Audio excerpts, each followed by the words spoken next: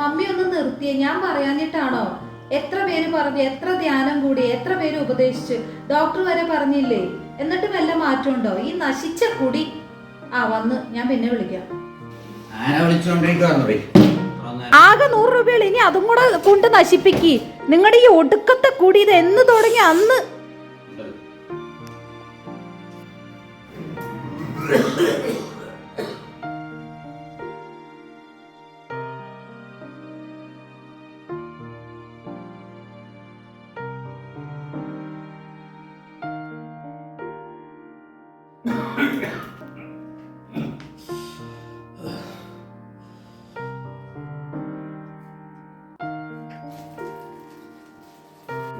ഞാൻ കുടി നിർത്തിയില്ലേ, നമുക്കത് വേണ്ട.